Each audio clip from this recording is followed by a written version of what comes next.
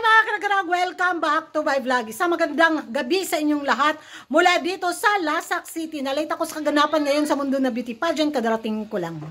May nasikaso ko sa Pagadian City kaya nahuli ako sa kaganapan. Pero hahabol tayo ngayon para sa pangkabuhayan showcase. Para sa ekonomiya, itodo ko na ito pagkachismosa ko mga kanagarag. Nako, grabe, nakita at napanood ko yung performance ni Tara Valencia sa Miss Supra Model Bitaw at ni Ana Valencia din na kung saan bardagulan, kembotan galore talaga silang dalawa. At happy ako dahil nanalo si Ana Valencia bilang ng pambato ng Germany at sa Europe continent. Tama ba ako or mali? Tapos dito na yung mga pa-intriga chismisan galore dahil tinalo daw ang powerhouse country ng isang bitaw, hindi masyadong ganun kalakas yung fanbase ng bansang Malaysia. Kinabog daw si Tara Valencia ng mga karag-karag sa pambato ng Malaysia. Magiging reaction ko naman, pareho naman talaga silang lumalaban talaga, pero aminin natin sa hindi talagang kumabog si Malaysia.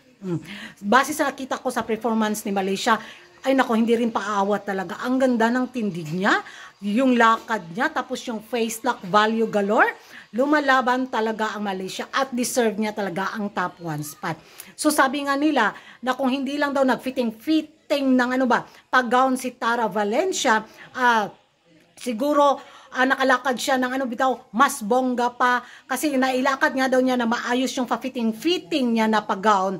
At kung nakita lang daw yung legs ni Tara Valencia, kung paano siya lumakad na talaga namang, ay grabe, as in, gandang-ganda talaga ako sa face lock card ni Tara Valencia, mga karag. Tapos yung lakad niya talagang, ay, kabigaon jud. Kaso nga lang, mas bigaon jud si Malaysia, talagang kumabog siya. Kaya sabi nila kung sana nag-flowy-flowy lang daw ng pag-gown si Tara Valencia, siguro masiko galore niya talaga ng bongga si Malaysia. Pero para sa akin congratulations pa rin sa ating pambato, di ba? Kasi lumalaban naman at kita naman natin na pareho nilang deserve sanang manalo sa top 1 spot, pero may umangat lang talaga, di ba? So, dapat maging happy-happy na tayo. So, ito lang yung nakakatawa dito sa mga kaganapan ngayon sa Miss Supra National 2025 dito sa pamodel-model eksena nila ba? In-insist talaga nila na dapat daw yung spot ni Tara is si taga Milky Way daw. Kasi kung face card ang labanan, lumalaban naman daw yung pambato natin at yung kimbutan galore talagang pasok naman daw sa banga. Pero well, na-congratulate naman sila sa pins. Pero kung tutuusin daw, mas daw si Milky Way. Huy!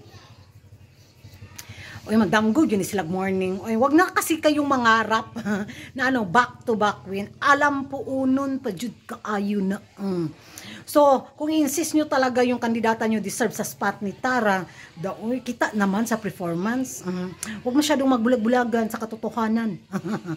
Diba? Yun yung magiging reaction ko. Maganda yung kandidata nyo, pero kung pagtabihin sila ni Malaysia, ni Philippines, tapos yung kandidata nyo, kulang yun sa kimbutan galore. Model ang labanan doon, rampahan. Kung lumalaban yung kandidatong talagang umangat si Tara, at talagang mas umangat si Malaysia, wag na kayong magreklamo.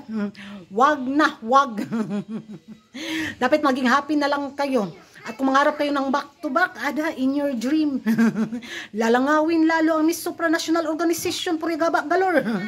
So, yung mga kanagarag, at happy ako sa naging eksena galore ni Ana Valencia.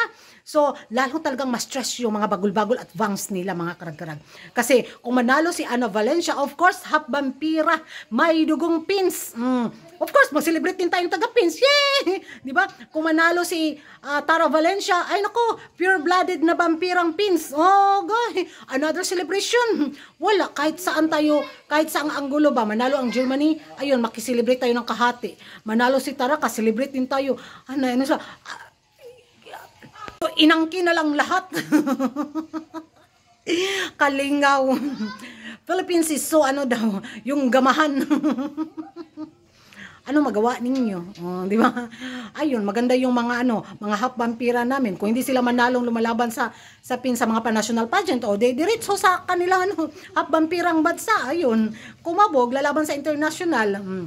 So yun yung mga kaganapan na ewan ko sa inyo mga kadagkar kung ano yung magiging reaction nyo. Deserve nga ba ni Malaysia ang top 1 spot at deserve nga ba ng taga Milky Way ang spot sana ni Tara Valencia? Magingay tayo sa comment section at kung hindi ka pa nakapag-subscribe sa YouTube channel ko, don't forget to like and subscribe Kuragan Karag and hit the notification bell para updated kayo sa mga kaganapan at late na intriga sa mundo ng beauty pageant. And thank you for watching. See you in my next vlog. Bye-bye!